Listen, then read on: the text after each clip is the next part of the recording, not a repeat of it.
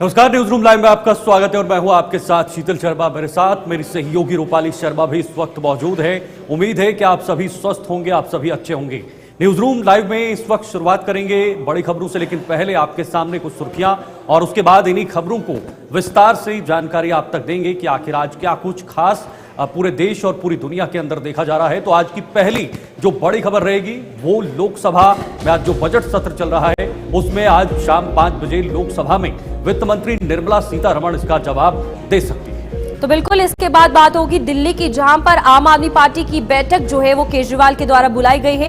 कई विषयों को लेकर चर्चा होगी, एकजुटता को लेकर चर्चा की जाएगी और आम आदमी पार्टी आगे किस तरीके से जनता के बीच जाए ताकि जो आम आदमी पार्टी का अस्तित्व है वो खत्म ना हो, इन सभी को लेकर चर्चा जो है वो की जाने वाली है। तो अगली बड़ी खबर रहेगी हरियाणा से, जहां पर आज निकाय चुनाव के लिए नामांकन प्रक्रिया शुरू हो रही है और इसमें अब जितने भी उम्मीदवार मैदान में होंगे वो जोरों शोरों से पूरे उत्साह और उल्लास के साथ आज अपना नामांकन भरने जा रहे हैं। तो बिल्कुल इसके बाद महाकुंभ को लेकर बात करेंगे और आपको बता दें महाकुंभ में माघ पूर्णिमा को लेकर एडवाइजरी जो है वो जारी कर दी है, क्योंकि यहां पर करोड़ों की संख्या में श्रद्धालु के आने की संभावना जताई गई है और इसी को लेकर ट्रैफिक प्लान हो या फिर वहां पर जाम की स्थिति ना बने, श्रद्धालु में भीड़ ना हो, तो सभी को लेकर प्रशासन ने एडवाइजरी जारी की है ताकि सभी चीजों का संचालन प्रॉपरली हो सके। ये तो रहा देश के अंदर का हाल, लेकिन देश के बाहर क्या कुछ हो रहा है, यानी विदेश में प्रधानमंत्री मोदी का डंका बज रहा है और आज प्रधानमंत्री मोदी फ्रांस के 2 दिवसीय दौरे पर हैं। आज का दूसरा दिन है और आज कई सारे कार्यक्रमों में प्रधानमंत्री मोदी हिस्सा लेने वाले हैं। तो चलिए शुरुआत करेंगे आज की पहली बड़ी खबर से इस न्यूज रूम लाइव में और आपको बताएंगे कि आखिर किस तरह से वित्त मंत्री निर्मला सीतारमण आज बजट में पर जो है वो जो चर्चा हो रही थी उसका जवाब देने वाली हैं, क्योंकि 1 फरवरी को बजट पेश किया गया था और उसका आज जवाब खुद वित्त मंत्री निर्मला सीतारमण देंगी। और इसके साथ साथ खास जो आज ध्यान रहेगा वो नई टैक्स रिजीम यानी नई टैक्स पॉलिसी जो निकलकर सामने आएगी, जो बिल पेश किया जाएगा उस पर भी आज चर्चा हो सकती है। लेकिन विपक्ष इस पूरे मामले में लगातार जो है वो निशाना साध रहा है। रूपाल, तो बिल्कुल यहाँ पर आपको बता दें कि वित्त मंत्री निर्मला सीतारमण आज जवाब देंगी और शाम 5 बजे लोकसभा में ये चर्चा का जवाब दिया जाएगा। न्यू टैक्स बिल पर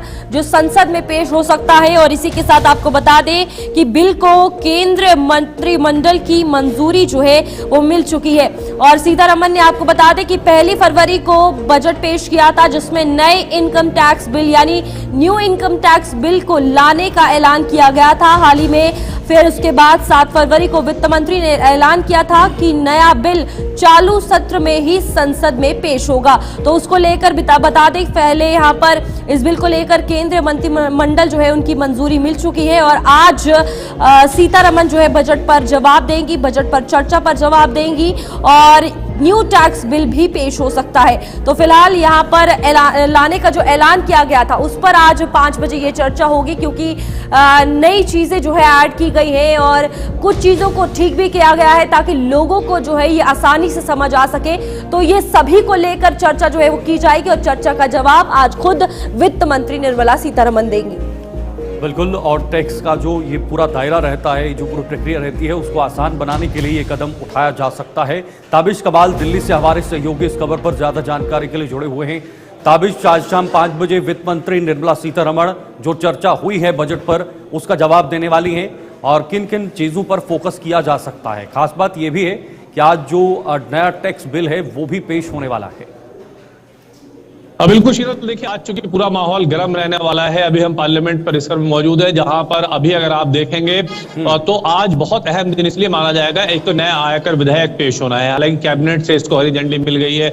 दूसरी बात यह भी है कि अभी कुछ देर पहले हमारे सोर्सेस से ये भी खबर मिली है कि अपोजिशन की तरफ से एक प्रोटेस्ट अंदर किया जा सकता है। इस पूरे मामले को लेकर के भी मामला पूरा गरमाया रहेगा। हालांकि बजट पर आज निर्मला सीतारमण वित्त मंत्री हैं, वो जवाब भी देंगी। देखिए सबसे जो अहम है वो तो ये यह है कि आयकर विधेयक आज पेश किया जाएगा। आयकर विधेयक को कैबिनेट से पूरी तरह से मंजूरी मिल चुकी है। सरकार की कोशिश ये है कि जो आयकर जो टैक्सेस हैं उनमें सरलता हो, उनका कंप्यूटरीकृत यानी कि उनका जो टेक्नोलॉजिकल चीजें हैं उनको बेहतर बनाया जा सके, और साथ ही जो कानूनी जो दाव पेच होते हैं जिनमें कई बार आम आदमी या कई बायर्स उलझ कर रह जाते हैं उनको सरल और सुगम बनाया जाए। इस बिल के लाने का मकसद ही है। तो सरकार की तरफ से कोशिश की जाए कि आयकर विधेयक को पेश किया जाए और दोनों ही सदनों में, राज्यसभा लोकसभा में, उसको सरकार के साथ मिलकर विपक्ष इसको पास कराए। समझना कितना ज्यादा जरूरी है कि हमेशा विपक्ष हंगामा ना करके बल्कि जनता के लिए जो लाई गई चीज है, चाहे वो सहूलियत हो या फिर जो इजी इसको समझना हो जाएगा या टैक्स स्लैब जो बढ़ा दिया गया है, कभी कभी जनता के हित में हंगामा जो है वो नहीं करना चाहिए, क्योंकि सरकार कहीं ना कहीं सोच के लाती है। बल्कि विपक्ष है अपनी जिम्मेदारी निभाएगा हंगामे की, लेकिन क्या लगता है ये सही है? देखिए, जिस तरह से लगातार हम पिछले 2-3 सेशन से देखते आ रहे हैं कि एक के बाद एक हंगामा हो रहा है, हंगामे की वजह से सत्र नहीं चल पा रहा है, इसको लेकर के कई बार विपक्ष और सरकार के लोगों से हम सवाल भी पूछते हैं, चाहे विपक्ष के सांसद हो या सत्ता पक्ष के सांसद हो, उनसे सवाल किया जाता है कि आखिर जो अहम बिल हैं या जो अहम काम है वो कैसे होगा। देखिए, लाखों करोड़ों रुपए रोज का खर्चा पार्लियामेंट के एक दिन पर बैठता है, और अगर इस तरह से हंगामा रहता है तो उसकी वजह से बहुत नुकसान होता है। कई अहम बिल पास नहीं हो पाते हैं, कई पर चर्चा नहीं हो पाती है। लेकिन आज फिर ये खबर मिली है कि अंदर एक बार फिर अपोजिशन की तरफ से कई मांगों को लेकर के एक बार फिर प्रोटेस्ट किया जा सकता है। तो अगर आप जो आपने सवाल किया कि जिस तरह से लगातार अपोजिशन की तरफ से हंगामा किया जा रहा है या अपनी मांगों को लेकर के वो लोग प्रोटेस्ट कर रहे हैं, तो उस पर सरकार कितना सचेत रहेगी, सरकार उनके लिए क्या कदम उठाती है। देखिए, 4-5 चीजें पहले दिन से हमें क्लियर थी कि इनको लेकर के विपक्ष की तरफ से अंदर प्रदर्शन किए जा सकते हैं या ये कहा जाए कि हंगामा किया जा सकता है, जिसमें कुंभ विपक्ष ने पहले ही अपने संकेत दे दिए हैं इस पूरे मामले को लेकर और गतिरोध शुरू हो चुका है इस बिल को लेकर। उनका ये कहना है, उनका ये मानना है कि सरकार इसे सिर्फ राजनीतिक दृष्टिकोण से देखने के लिए और लोगों तक लाभ पहुंचाने के लिए ये कर रही है। बिल्कुल, देखिए, अब तक जितने बिल सरकार लेकर के आई है, जो अहम काम पार्लियामेंट के अंदर हुए हैं, उनको लेकर के लगातार ये आरोप लगते रहे हैं सरकार के ऊपर कि सरकार जो बिल लेकर के आती है, जो काम कर रही है, वो राजनीति से प्रेरित होकर कर रही है। अपोजिशन तो ये भी आरोप लगातार रहता है कि बिजनेसमैन की तरफ से जो चीजें दी जाती है सरकार उसी को इंप्लीमेंट करने की कोशिश करती है, आम जनता का ध्यान नहीं रखा जाता है। तो ये तो देखिए सत्ता पक्ष और विपक्ष का राजनीतिक धर्म मैं कहूंगा, एक दूसरे पर आरोप और प्रत्यारोप करना। सत्ता पक्ष विपक्ष को घेरता है, विपक्ष सत्ता पक्ष को घेरता है। अगर इसी तरह से आज भी हमें पार्लियामेंट के अंदर यही देखने के लिए मिलता है तो फिर कहीं ना कहीं आयकर विधेयक जो सरकार लेकर के आने वाली है, हो सकता है कि वो एक बार फिर अटक जाए, वो ठंडे बस्ते में चला जाए। हालांकि इसकी प्रक्रिया यह है कि अगर वो यहाँ पेश होता है तो जो संसद की वित्त समिति है वो उसके पास, उसके बाद वो जाता है और उसके बाद वहां पर उसको इम्प्लीमेंट किया जाता है। तो ऐसे में अभी ये देखना बहुत अहम होगा कि आज जब ये विधेयक पेश होता है या निर्मला सीतारमण बजट पर अपनी बातचीत रखती है तो विपक्ष के लोग उस पर क्या सवाल खड़ा करते हैं, क्योंकि विपक्ष ने तो साफ कर दिया कि जो बजट लेकर के सरकार आई है वो जनता के अनुरूप नहीं है, आम जनता को ध्यान में नहीं रखा गया। लेकिन इस बिल का जो मुख्य उद्देश्य है वो इसकी सिंपलिसिटी, ये कितना साधारण हो, ये कितना सरल हो, इसकी प्रक्रिया हर आम नागरिक का जान सके कि बिल क्या, टैक्स क्या होता है, उसे देने से हमारा कितना लाभ है, हमारे देश की प्रगति में, विकास में कितना सहयोग है, ये तमाम चीजें हैं। जब अगर आम नागरिक इसे समझ सकता है तो विपक्ष क्यों नहीं समझ पा रहा है?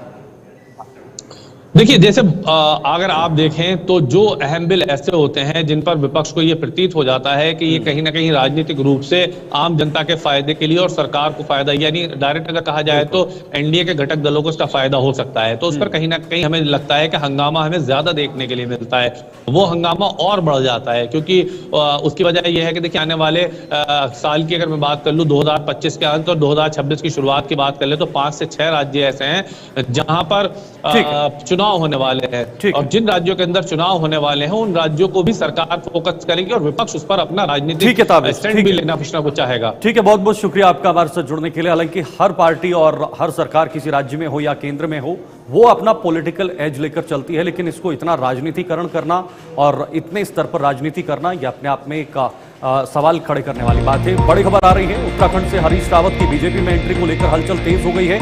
देखिए, बहुत बड़ी खबर इस वक्त, हरीश रावत ने कांग्रेस नेताओं से किनारा कर लिया है, यानी कांग्रेस नेताओं से अलग हो चुके हैं, पूर्व मुख्यमंत्री रह चुके हैं। हरीश रावत की बीजेपी में एंट्री से बहुत सारे समीकरण बदल सकते हैं, क्योंकि उन्होंने उत्तराखंड की कमान संभाली है।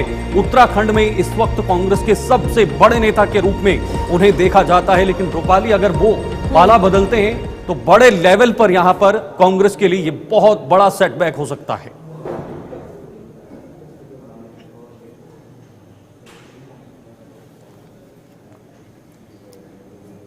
तो बिल्कुल यहाँ पर उत्तराखंड को लेकर अगर बात की जाए तो भारतीय जनता पार्टी में जिस तरीके से कांग्रेस के नेताओं की एंट्री जो है वो हो रही है, जिसमें खुद अभी हरीश रावत को लेकर अगर बात की जाए तो ये भी एक बड़ी बात है कि भारतीय जनता पार्टी किस तरीके से उत्तराखंड में और सटीक होती हुई नजर आ रही है, जिसके कारण बड़े नेता भारतीय जनता पार्टी में जा रहे हैं। धीरेन्द्र प्रताप सिंह ब्यूरो चीफ उत्तराखंड से हमारे साथ ज्वाइन हुए। धीरेन्द्र, अगर ये खबर सच होती है तो ये उत्तराखंड के लिए एक नेचुरल डिजास्टर तो है, ये कांग्रेस के लिए एक डिजास्टर है, बहुत बड़ा डिजास्टर है। बिल्कुल, देखिए हरीश रावत का जो कद है वो पूरे प्रदेश में एक स्टालवर्ट लीडर की है। कांग्रेस में एकमात्र ऐसे नेता हरीश रावत बचे हैं जिनका जनाधार पूरे उत्तराखंड में है, वो चाहे कुमाऊं मंडल हो, गढ़वाल मंडल हो या जौनसार बाबर का क्षेत्र हो, हरीश रावत समान रूप से पकड़ रखते हैं।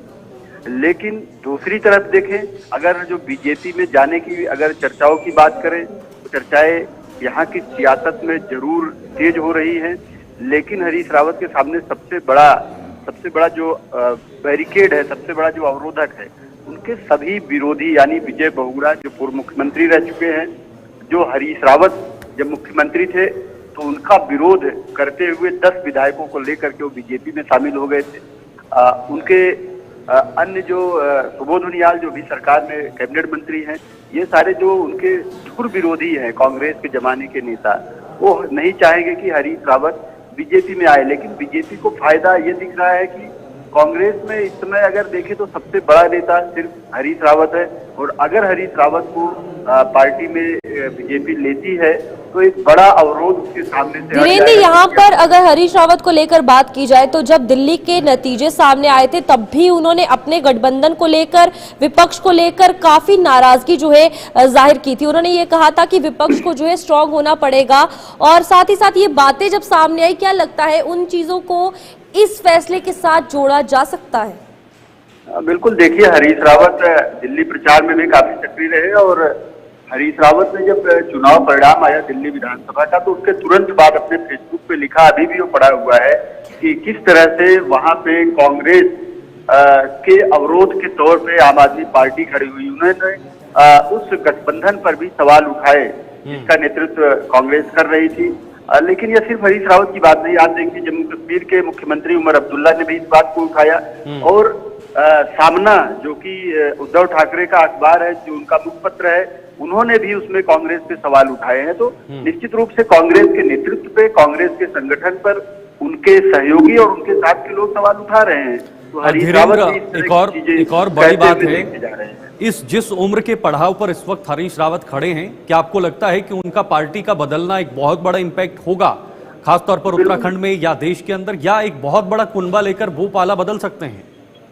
बिल्कुल शीतल, देखिए बहुत बड़े कुनबे की बात करें तो हरीश रावत की उत्तराखंड पार्टी और संगठन में जो पकड़ है बहुत ढीली हो चुकी है। और जब वो 2016 के दौरान मुख्यमंत्री थे, दो जगह से 2 सीटों से चुनाव लड़े और हार गए, उसके बाद अपनी धर्मपत्नी को हरिद्वार लोकसभा से भी चुनाव लड़ाया, उसमें भी उनको हार मिली, तो फिर उनके अपने बेटे को उन्होंने अभी 2024 के लोकसभा चुनाव में लड़ाया। आपकी आवाज सही ढंग से नहीं पहुंच पा रही है, तकनीकी रूप से दिक्कत आ रही है। बहुत बहुत शुक्रिया आपका जुड़ने के लिए। और जिस तरह से अगर ये पाला बदलते हैं, अभी इन्होंने अपने बेटे को भी लॉन्च किया था, और ये एक बहुत बड़ा इंपैक्टफुल यहां पर हो सकता है, इसका बहुत बड़ा खामियाजा कांग्रेस को भुगतना पड़ सकता है। अब उत्तराखंड से सीधे पंजाब की तरफ आते हैं। दिल्ली चुनाव के बाद राजनीति लड़खड़ा गई है, आम आदमी पार्टी में थोड़ी सी दिक्कत आ चुकी है, और आज दिल्ली में अरविंद केजरीवाल ने एक बड़ी बैठक बुलाई है। इस बैठक में पंजाब के सभी विधायक दिल्ली पहुंचेंगे, और अरविंद केजरीवाल की अगुवाई में यह बैठक होगी। चूंकि वो राष्ट्रीय संयोजक हैं, हार के बाद भी वो इस कमान को अपने हाथ में रखना चाहते हैं। लेकिन ये बैठक कितनी फ्रूटफुल होगी, इस बैठक से इस एक झोली में पिरोए रखना, एक झोली में बांध रखना, अरविंद केजरीवाल कितना कामयाब होते हैं, ये बड़ा सवाल है। बिल्कुल, यहाँ पर दिल्ली के चुनाव हारने के बाद एक बड़ा सवाल अब आम आदमी पार्टी पर खुद खड़ा है कि कैसे उसका अस्तित्व जो है बचाया जाए, क्योंकि दिल्ली में आम आदमी पार्टी को हराना एक बहुत बड़ी कड़ी थी जो भारतीय जनता पार्टी ने जो तोड़ते हुए नजर आई। उसके बाद अब लगातार बैठकें जो है वो की जा रही है, जिसमें फिलहाल पंजाब सीएम, बता दें आपको, स्पीकर समेत सभी मंत्री विधायक जो है आम आदमी पार्टी के मौजूद रहेंगे। दिल्ली के चुनाव के अलावा पंजाब के मुद्दों पर भी चर्चा जो है इसमें की जाएगी। तो दिल्ली में बैठक के कारण पंजाब सरकार ने कैबिनेट मीटिंग को टाल दिया है और पंजाब के मुख्यमंत्री भगवंत मान और स्पीकर कुलतर संधवा समेत सभी मंत्री और विधायक इसमें मौजूद रहेंगे। अब कैसे आम आदमी पार्टी को एक साथ संजो के रखा जाए और अब जिस तरीके से पंजाब में आम आदमी पार्टी की सरकार है उस पर रणनीति कैसी बनाई जाए, क्या कुछ चेहरे सामने लाए जाए या क्या विषय रहेंगे जिससे लगातार सियासत जो है, कुर्सी जो है इनके पास रहे, उसको लेकर चर्चाएं की जाएंगी। लेकिन रूपाली, बड़ी बात यह है कि चुनाव के ठीक 2 दिन के बाद ये कदम अरविंद केजरीवाल की तरफ से लिया गया है और इसका कितना उन्हें फायदा मिलेगा ये देखना होगा। फिलहाल पंजाब से ब्यूरो चीफ हमारे नवदीप चावड़ा जी जुड़ चुके हैं। नवदीप, ये कितना बड़ा कदम है, आज जो पंजाब के सभी विधायक जो हैं वो दिल्ली में पहुंचेंगे और अरविंद केजरीवाल के नेतृत्व में ये बैठक होने जा रही है।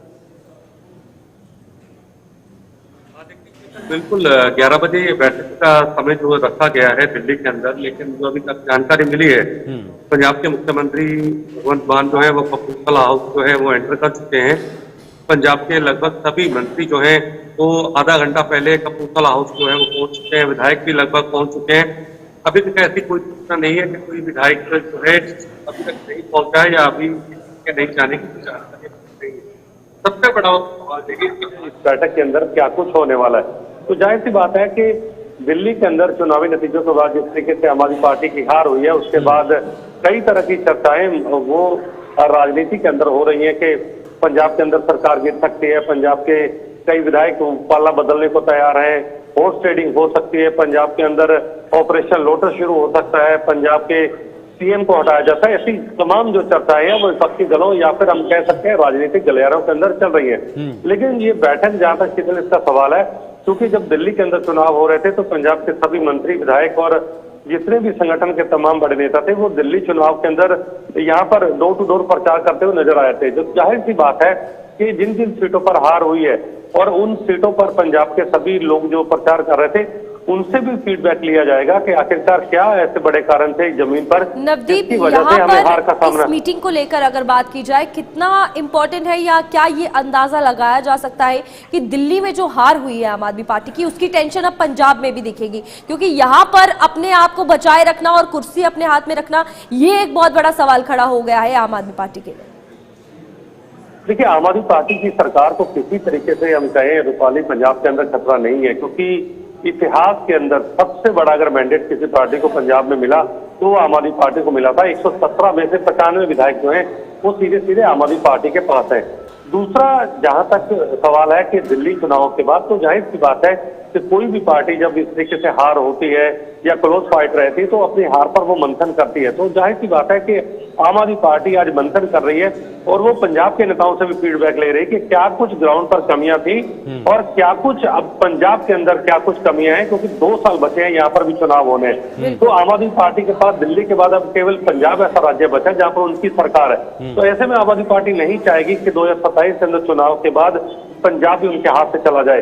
तो ये 2 साल जो है वो तमाम चीजें जो है पंजाब के लोगों को चाहिए, जो गारंटियां दी थी, जो वादे पूरे नहीं कर पाए, या फिर ग्राउंड पर लॉ एंड ऑर्डर की स्थिति ला लीजिए, या फिर जो अधिकारी लोगों का काम नहीं करते, इस तरीके से फीडबैक तो आती है।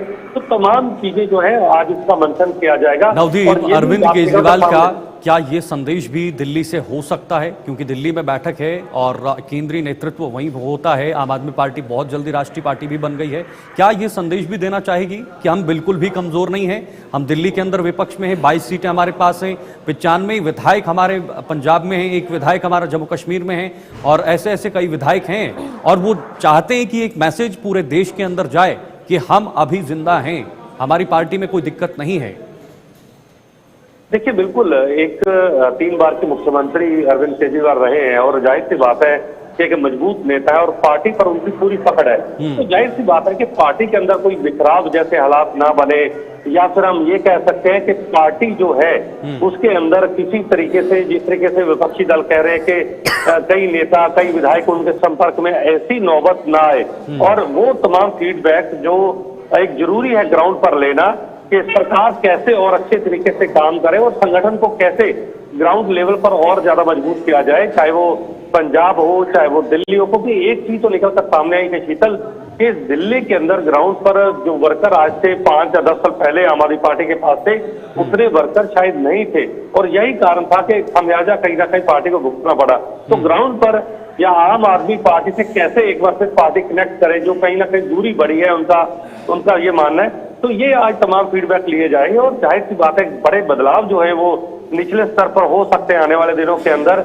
और ये भी चीज सामने आ रही है कि जो एमएलए हैं, जो विधायक है, उनकी ताकत जो है वो बढ़ाई जाएगी। ताकि इस बीच मुख्यमंत्री भगवंत मान की जो भूमिका है वो काफी ज्यादा अहम हो जाती है। इस बीच एक बॉन्ड बनाने में अरविंद केजरीवाल और जो जितने विधायक पंजाब के अंदर हैं, उस बॉन्ड को बनाए रखना, उस बॉन्ड को कामयाब बनाना, इसकी कितनी बड़ी जिम्मेदारी मुख्यमंत्री भगवंत मान के कंधों पर रहने वाली है और उसको कैसे निभाएंगे? क्योंकि हमेशा उनकी भूमिका एक छोटे भाई और अरविंद केजरीवाल के बड़े भाई के रूप में रही है। देखिए, जाहिर सी बात है कि यहाँ सबसे बड़े और मजबूत नेता के रूप में भगवंत मान उभरे थे जब 2022 के अंदर इतना बड़ा मैंडेट मिला था। हालांकि कई बार उनके स्वास्थ्य को लेकर चर्चा हुई कि उनका स्वास्थ्य ठीक नहीं है, कई बार वो हॉस्पिटल में दाखिल भी रहे, तो ऐसे में चर्चा उठी कि शायद उनको हटाया जा सकता है। लेकिन एक बार फिर पंजाब के अंदर जब बार बार बाई इलेक्शन हुए तो आम आदमी पार्टी को बड़ी जीत मिली। लेकिन अब एक स्टेज पर ऐसी चीजें पहुंची है जिसपे पार्टी जो है वो मंथन करेगी, क्या बदलाव की जरूरत है या फिर तमाम जो शीर्ष नेता उनसे काम चलाया जाएगा या अदला बदली कुछ की जाएगी। तो जाहिर सी बात है कि आज सभी विधायकों को बुलाना, मंत्री को बुलाना, एक एक से फीडबैक लेना, इंटरनल रिपोर्ट लेना, पंजाब की ग्राउंड रिपोर्ट लेना, क्या उनको चाहिए, लोग क्या सोचते हैं पार्टी के बारे में, और पार्टी का जो निचले स्तर का कैडर है वो कैसे और ज्यादा मजबूत होगा, ये तमाम ऐसी चीजें हैं जिस पर आज मंथन करने की जरूरत है। क्योंकि 2 साल बचे हैं शीतल, और यही कारण है कि पंजाब के अंदर इतना बड़ा मैंडेट जो पार्टी को मिला था, वो नहीं चाहते कि आने वाले 2027 के अंदर ये मैंडेट हाथ से जाए। क्योंकि अगर पंजाब भी हाथ से जाता है तो जाहिर सी बात है कोई भी ऐसा राज्य नहीं होगा जहां पर आम आदमी पार्टी की सरकार होगी। तो पंजाब को बचाने के लिए पूरी की पूरी जो हम कह सकते हैं ताकत जो है वो झोंकी जाएगी। दिल्ली के जितने नेता है वो अपना एक्सपीरियंस पंजाब के अंदर शेयर करेंगे कि कैसे लोगों तक वो चीजें डिलीवरी की जाए जिससे कहीं ना कहीं पार्टी का कद या पार्टी का एक लोकप्रियता है वो और ज्यादा लोगों में मजबूत हो सके। ठीक है, बहुत बहुत शुक्रिया आपका हमारे साथ ज्वाइन होने के लिए और इस जानकारी को साझा करने के लिए। आज सबकी नजरें दिल्ली पर और दिल्ली के अंदर क्या चल रहा है, आम आदमी पार्टी की बैठक, उनके विधायकों की बैठक, अरविंद केजरीवाल के लिए एक बड़ी चुनौती। तो बिल्कुल आज से निकाय चुनाव के लिए नामांकन जो है वो हरियाणा में शुरू हो जाएंगे, जहां पर प्रत्याशी 11 से 3 बजे तक नामांकन जो है वो दाखिल करेंगे। 17 फरवरी तक नामांकन जो है वो दाखिल कर सकते हैं, उसके बाद नाम वापसी जो है वो की जा सकती है। 2 मार्च को नगर निगम का चुनाव जो है वो होगा, जिसको लेकर हरियाणा में अब फिर से जो यहाँ पर बात की जाए नगर निकाय चुनावों को लेकर मुद्दे जो है लोगों के अलग होते हैं और यहाँ पर इन्हीं को लेकर सभी पार्षद, सभी प्रत्याशी जो है काम करते हुए नजर आएंगे। और यहाँ पर फिर से एक और मंथन जो है वो शुरू हो गया है, जहां नगर निगम के चुनावों को लेकर अगर बात की जाए तो फिलहाल आज से नामांकन की प्रक्रिया हरियाणा में शुरू हो गई है। और इसको लेकर हरियाणा के मुख्यमंत्री पहले ही साफ कर चुके हैं कि उनकी नीतियां जिस तरह से हरियाणा के अंदर काम कर रही हैं, हर वर्ग के लिए, चाहे वो किसान हो, चाहे वो कोई भी वर्ग हो, उन सबको कैसे सशक्त करना है। महिलाओं के लिए बड़ी सारी योजनाएं इस वक्त चल रही हैं और न सिर्फ प्रदेश स्तर पर बल्कि केंद्र सरकार भी महिलाओं को सशक्त करने के लिए अलग अलग योजनाएं वहां पर लागू कर रही हैं, चाहे वो ड्रोन से जुड़ी योजना हो या बाकी अन्य योजनाएं हो, बहुत सारी ऐसी योजनाएं हैं। तो फिलहाल नगर निगम के जो चुनाव हैं उस पर सबकी नजरें हैं। आज नामांकन प्रक्रिया शुरू हो रही है और 11 से 3 बजे तक नामांकन पत्र जो है वो दाखिल करेंगे, यानी 11 बजे से 3 बजे तक का ये समय रहने वाला है। 17 फरवरी तक नामांकन दाखिल कर सकेंगे, ये इसके लिए भी 8 से 10 दिन बचे हुए हैं। संदीप गोयल हमारे सहयोगी इस पर ज्यादा जानकारी देंगे। संदीप, आज से नामांकन जो है वो दाखिल कर सकते हैं, नामांकन प्रक्रिया शुरू हो चुकी है, यानी अब कुल मिलाकर नगर निकाय चुनाव पर भी सबकी नजरें हैं हरियाणा में।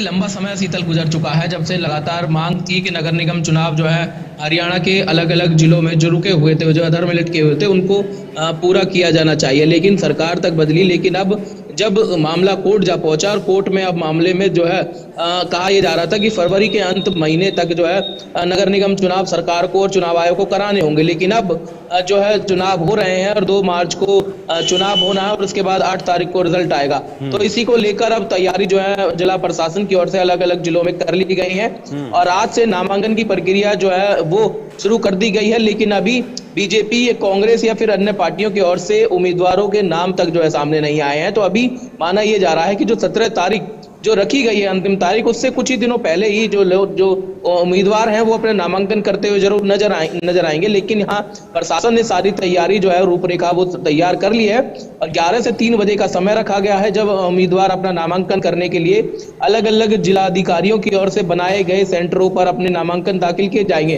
तो वहीं फरीदाबाद की अगर मैं बात करूं तो फरीदाबाद में 3 ऐसी जगह हैं जहां पर नामांकन किए जाएंगे। 46 वार्ड इस बार फरीदाबाद नगर निगम में बनाए गए हैं।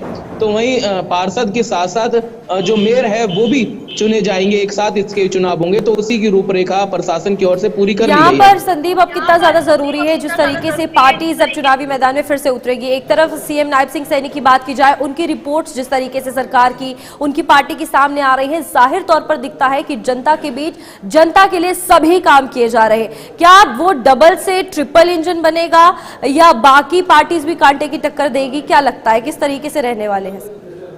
देखिए, बिल्कुल हरियाणा में बीजेपी की सरकार है और ऐसे में दिल्ली का जो चुनाव हुआ उसमें बीजेपी की सरकार बनी है। तो अमूमन दिल्ली से सटे हुए जो क्षेत्र हैं हरियाणा के लगे हुए, चाहे फरीदाबाद, गुड़गांव, पानीपत या इस तरह के जो जिले हैं, उनमें अमूमन जो है प्रभाव उनका पड़ता है। लेकिन जो पार्षद के चुनाव होते हैं वो बहुत ज्यादा स्थानीय चुनाव होते हैं और जमीन से जुड़े हुए होते हैं। हर आदमी एक न एक उम्मीदवार को अपने करीब से जानता है। तो ऐसे में चुनाव मुकाबला जो जहां पार्टी लेवल पर भी होगा तो वहीं निर्दलीय जो नेता हैं वो भी कहीं ना कहीं मजबूती अपनी रखते हैं। लेकिन कह पाना भी बहुत मुश्किल होगा कि किस तरह का चुनाव का नतीजा हो और कैसे जो है इस बार पार्षद अपनी शक्ति के साथ मैदान में उतरेंगे। ठीक है, लेकिन संदीप, जो इस वक्त हवा चल रही है उससे अंदाजा लगाया जा सकता है कि ये चुनाव भी किस तरफ जाएंगे। बहुत बहुत शुक्रिया आपका हमारे साथ ज्वाइन होने के लिए। 8 को नतीजे आने हैं और 8 तारीख को बीजेपी से जोड़ा जाता है। 8 तारीख थी जब हरियाणा में नतीजे आए थे, 8 तारीख थी जब दिल्ली में नतीजे आए थे और 8 तारीख होगी जब हरियाणा के निगम चुनाव में नतीजे आएंगे। दिल्ली दौरे पर रहेंगे मुख्यमंत्री नायब सैनी। शाम 6 बजे बीजेपी की पार्टी मीटिंग होने वाली है और इसके लिए नायब सिंह सैनी दिल्ली पहुंचे। मीटिंग में मुख्यमंत्री नायब सैनी शिरकत करेंगे और अब उनका रोल बॉर्डर पर ज्यादा रहता है, खास तौर पर क्योंकि अब डबल इंजन की सरकार दिल्ली में बन रही है। डबल इंजन के साथ ट्रिपल इंजन को जोड़ना, इधर उत्तर प्रदेश जो बॉर्डर का इलाका है, कुछ इलाका दिल्ली एनसीआर में आता है, कुछ इधर दिल्ली एनसीआर का इलाका जो हरियाणा का सटा हुआ इलाका है जिसमें गुड़गांव है या सोनीपत का इलाका है। तो जाहिर सी बात है दोनों मुख्यमंत्रियों का कोऑर्डिनेशन, दोनों सरकारों की कोऑर्डिनेशन के बीच या जो एक समन्वय होता है वो बनाना बहुत ज्यादा जरूरी होता है और उसके लिए नायब सिंह सैनी पहले से तैयार है। जब यमुना का मामला रूपाली उठा था तो उसी समय नायब सिंह सैनी सामने आ चुके थे डिफेंड करने के लिए। तो बिल्कुल यमुना की बात को लेकर अगर करें तो सीएम नायब सिंह सैनी ने जिस तरीके से पानी पिया था और इसका जवाब दिया था वो भी अलग। फिलहाल भाजपा अध्यक्ष जेपी नड्डा से मुलाकात जो है वो की जाएगी और करीब दोपहर 2:30 बजे संसद में मुलाकात जो है वो कर सकते हैं। अनिल विज मामले पर जेपी नड्डा से चर्चा जो है वो की जाएगी और हरियाणा के निकाय चुनाव पर भी चर्चा होगी। तो काफी अहम ये रहने वाला है क्योंकि कई मुद्दों को लेकर और इसमें सबसे पहले दिल्ली दौरे पर जो मुख्यमंत्री नायब सिंह सैनी है उसमें सबसे बड़ी बात निकाय चुनाव, नगर निकाय चुनाव को लेकर हर किसी की नजर रहेगी और अनिल विज मामला जो है उसको लेकर भी हर कोई जो है वो नजर रखता नजर आएगा। यहाँ पर बैठक हरियाणा के निकाय चुनाव पर भी करने वाले हैं। तो क्या कुछ रणनीति सामने आएगी? फिलहाल दिल्ली को लेकर अगर बात की जाए तो सीएम नायब सिंह सैनी बार बार प्रचार प्रसार वहां पर भी करते हुए नजर आए थे। अब देखना यह है कि हरियाणा के नगर निकाय चुनाव जो कि ग्राउंड लेवल, बहुत लोकल लेवल पे होते हैं, उसमें क्या कुछ सामने आएगा। बिल्कुल सही कहा आपने, बहुत सारे मुद्दे हैं। अनिल विज का मुद्दा भी एक बहुत बड़ा मुद्दा है जो एंटी पार्टी एक्टिविटीज को लेकर उन्हें नोटिस थमाया गया है, उस पर भी बातचीत हो सकती है। न्यूज रूम लाइव में फिलहाल वक्त एक बहुत छोटे से ब्रेक का है, आप बने रहिए हमारे साथ, फौरन लौटते हैं।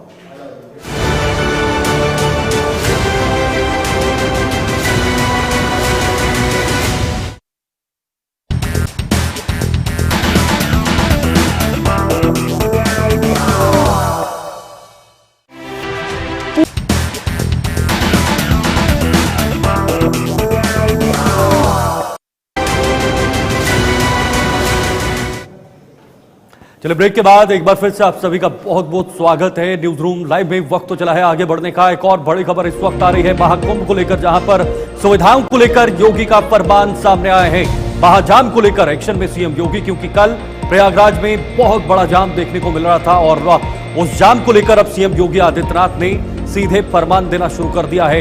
एक्शन में है, एक्शन मोड में नजर आ रहे हैं और जल्द से जल्द इस जाम की स्थिति को साफ किया जाए, वहां पर लोगों को दिक्कत ना हो, इसको लेकर नए फरमान सामने आए। तो बिल्कुल आपको बता दें, इसमें जिस तरीके से लगातार महाकुंभ में जाम की स्थिति बनती हुई नजर आ रही है, इसमें खुद सीएम योगी की तरफ से भी ये जवाब आया है कि पूरे इंतजाम जो है वो पुख्ता किए जाएंगे, चिंता वाली कोई बात नहीं है। फिलहाल यहाँ पर महाकुंभ को लेकर अगर बात की जाए तो अभी भी 2 अमृत स्नान बाकी है और श्रद्धालु जो है काफी भारी संख्या में आ सकते हैं, जिसको लेकर महाजाम एक सबसे बड़ी परेशानी बना हुआ है। मेला क्षेत्र में एंट्री जो है वो गाड़ियां नहीं करेंगी, फिर से नो व्हीकल जोन जो है वो बना दिया जाएगा। और तस्वीरें भी सामने आ रही थी महाकुंभ की, जहां पर लंबी कतारें जो है वो कई किलोमीटर तक लगी हुई थी। तो ये जाम की स्थिति को लेकर एक्शन में सीएम योगी नजर आ रहे हैं। बिल्कुल देखिए, जब जाम की स्थिति बढ़ गई थी और कल बड़ी दिक्कत वहां पर हुई थी और साथ साथ माघ पूर्णिमा स्नान को लेकर एडवाइजरी भी जारी की है। महाकुंभ में नया ट्रैफिक प्लान भी जारी किया है, ताकि नए ट्रैफिक प्लान के तहत वहां पर गाड़ियों की आवाजाही हो, वाहनों की आवाजाही हो।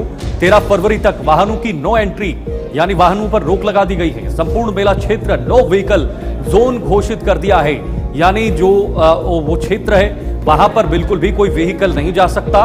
वहां पर सिर्फ और सिर्फ जो जरूरी सामान है या जो जरूरी गाड़ियां हैं वो ही जा सकती हैं और उन्हीं को वहां पर जाने की इजाजत दी जा रही है, क्योंकि एक और बड़ा स्नान होने जा रहा है। एक और बड़ा शाही स्नान है, 2 जो शाही स्नान बचे हुए हैं उसमें फिर से होने वाला है। उसको लेकर पहले से योगी सरकार चाहती है कि हम तैयार रहें, किसी भी एंगल से इस स्नान पर कोई फर्क ना पड़े, लोगों पे कोई दिक्कत ना हो, चाहे वो भगदड़ जैसे मामला हो, चाहे वो टेंट में आग जैसा मामला हो, चाहे वे घाटों पर भीड़ हो या फिर जो ट्रैफिक की समस्या है या वहां पर एंट्रीज का मामला है।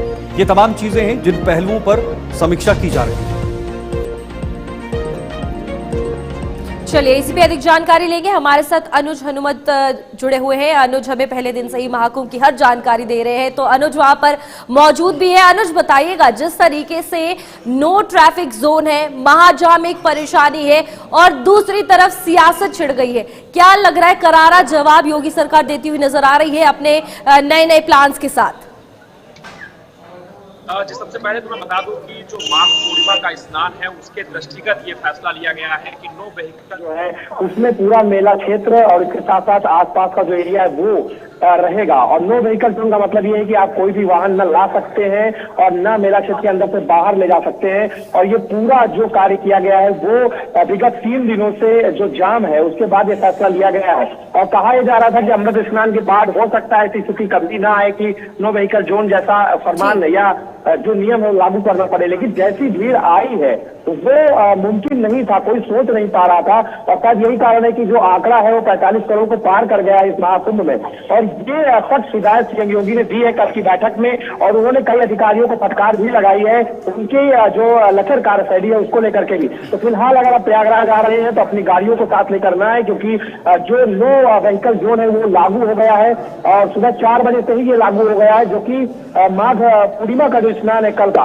बेहद महत्वपूर्ण है। और कल कहा जा रहा है कि लगभग 2 करोड़ से अधिक लोग स्नान करने वाले हैं। लेकिन अनुज, आश्चर्यचकित यह है कि जब महाकुंभ शुरू हुआ था उसके बाद मौनी अमावस्या के दिन एक बहुत बड़ा स्नान हुआ, 8 से 10 करोड़ लोग इकट्ठा वहां पर पहुंचे। उस समय ये साइड इफेक्ट यानी जाम जैसी चीजें नहीं निकल कर आई। आज अचानक से जाम जैसी जो दिक्कतें सामने आ रही हैं, इससे क्या यह अंदाजा लगाया जा सकता है कि कहीं पर लापरवाही बरती जा रही है अधिकारियों की तरफ से या ट्रैफिक पुलिस की तरफ से? कहीं चूक है या कहीं इसको हल्के में लिया जा रहा है?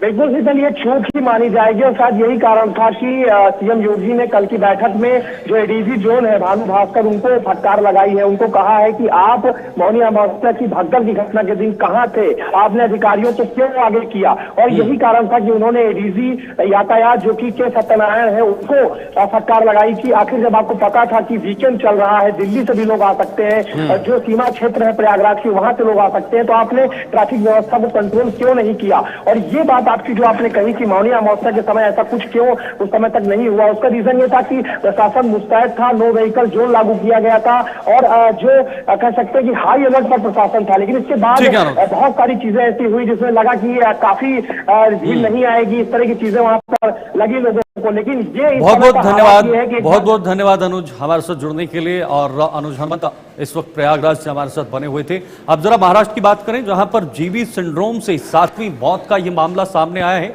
और जीबी सिंड्रोम ने आतंक मचा रखा है। 37 साल के युवक की जीबी सिंड्रोम से जान चली गई है।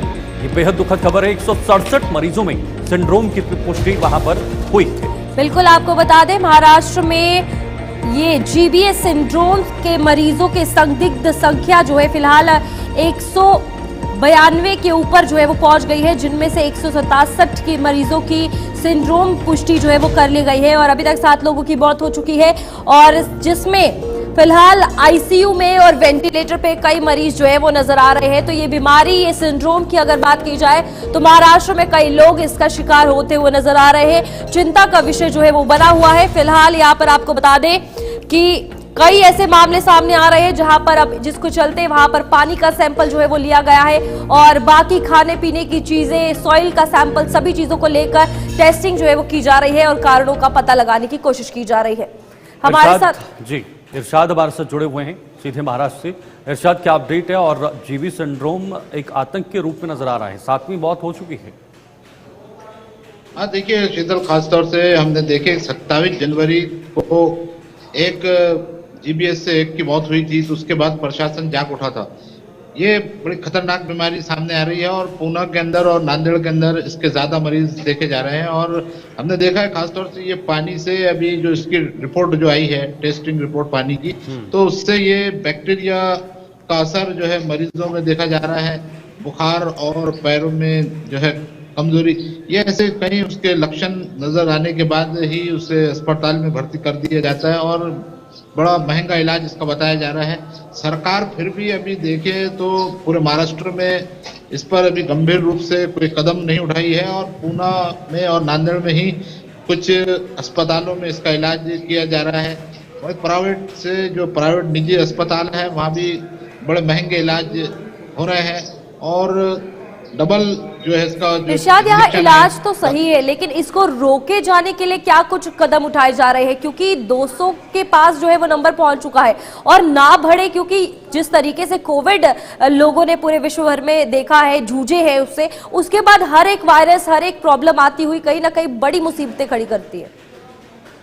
हाँ, खासतौर से रूपाली ये देख रहे हैं हम कि महाराष्ट्र के अंदर सरकार जो है ये इस पर खास तवज्जो के साथ में जितना गंभीर रूप से सामने आना चाहिए था और स्वास्थ्य महकमा जितना ज्यादा इसमें चुस्त दुरुस्त होना चाहिए था वैसा कुछ खास नजर नहीं आ रहा है। लेकिन सरकार इस पर प्रयास कर रही है।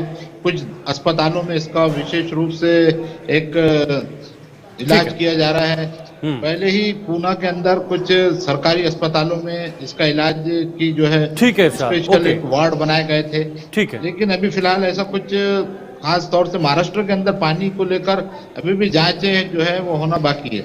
ठीक है, बहुत बहुत धन्यवाद ये जानकारी के लिए। इस वक्त महाराष्ट्र में एक बड़ी चुनौती स्वास्थ्य विभाग के लिए है। इसे निपटने के लिए कोशिश तो की जा रही है, लेकिन क्या इलाज ही काफी है या फिर जैसे सहयोगी ने कहा कि इसको रोकने के लिए भी कोई प्रयास होने चाहिए। उधम सिंह नगर चलते हैं। उत्तराखंड के मुख्यमंत्री पुष्कर सिंह धामी इस वक्त वहां पर संबोधन कर रहे हैं।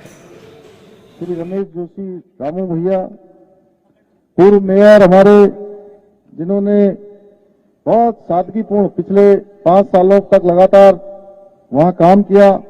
भाई रामपाल सिंह जी, हमारे बहुत वरिष्ठ नेता, पूर्व अध्यक्ष सहकारिता श्री दान सिंह रावत जी, अध्यक्ष पूर्व सैनिक संगठन श्री गंभीर सिंह धामी जी, हमारे युवा नेता श्री शंकर कोरंगा जी,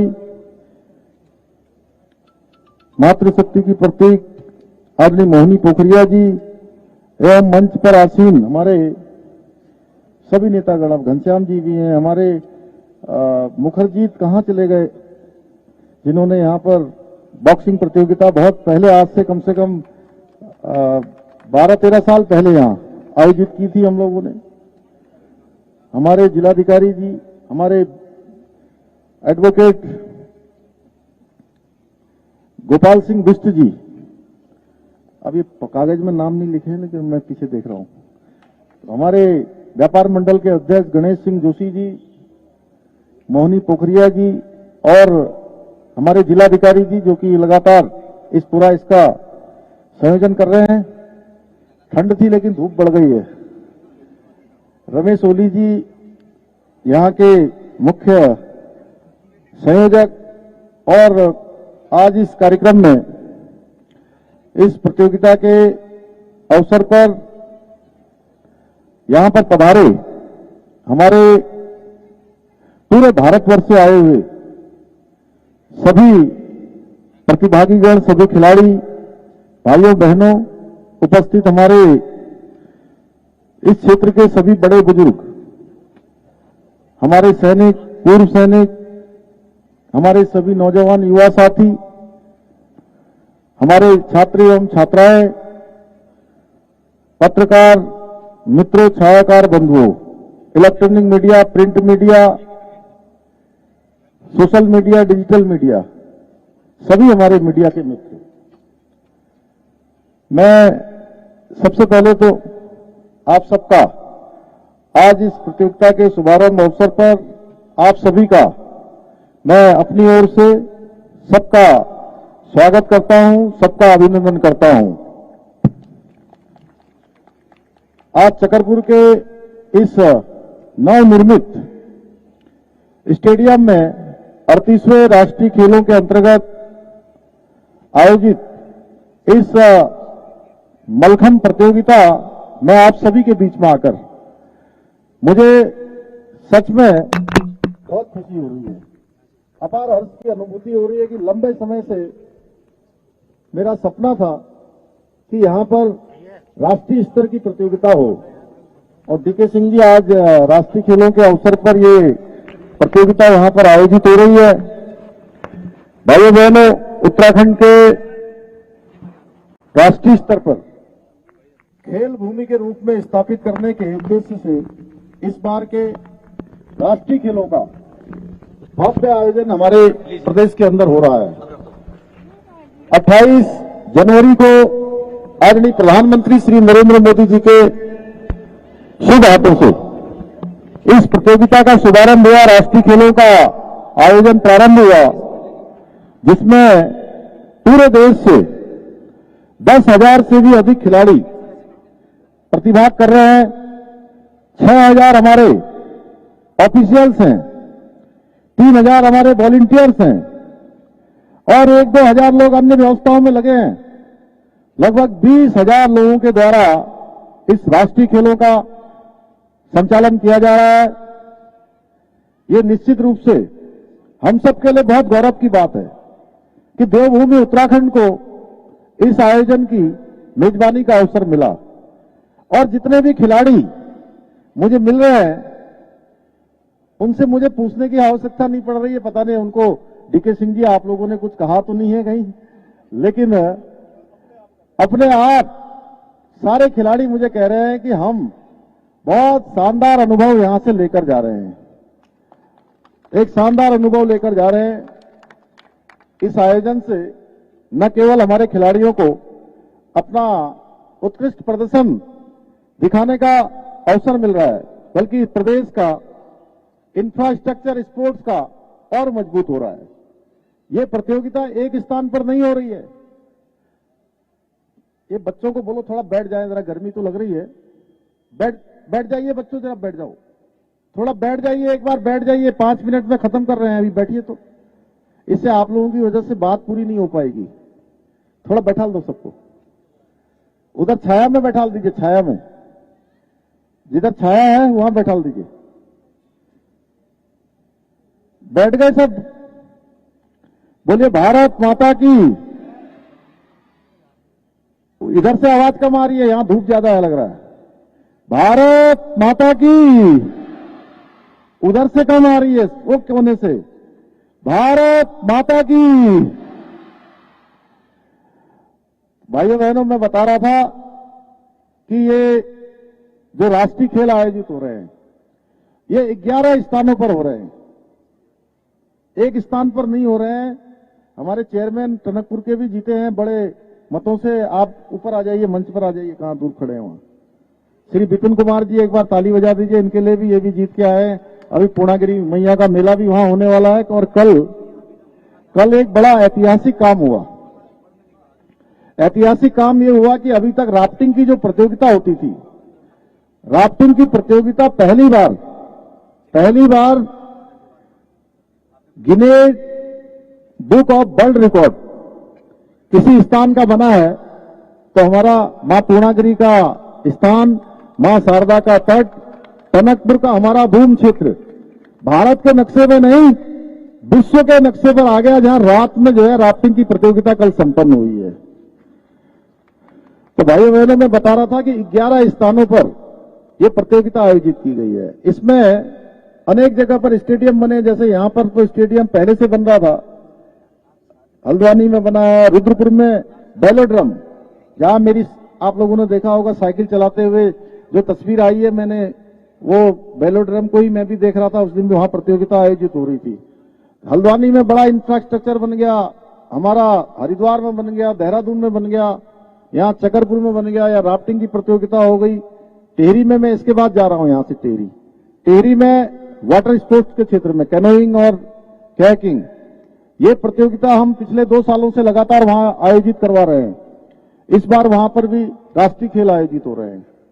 यानी कि हर स्थान पर हमारे अच्छे इंफ्रास्ट्रक्चर बन गए हैं। और जो हमने देवभूमि को ड्रग्स फ्री देवभूमि बनाने का संकल्प लिया है, उसमें भी ये हमारा इंफ्रास्ट्रक्चर बहुत काम आने वाला है। हमारे जो बच्चे हैं, हमारे खिलाड़ी हैं, कई बार उनको खेलने का अच्छा स्थान नहीं मिल पाता है, अच्छा इंफ्रास्ट्रक्चर नहीं होता है, उसके कारण से उनका ध्यान भटकने लगता है।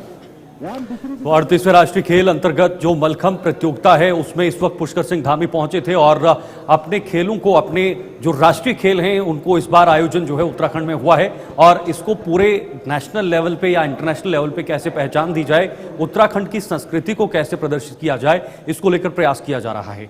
न्यूज रूम लाइव में आज के लिए फिलहाल इतना ही। मुझे और मेरी सहयोगी को दीजिए इजाजत। नमस्कार।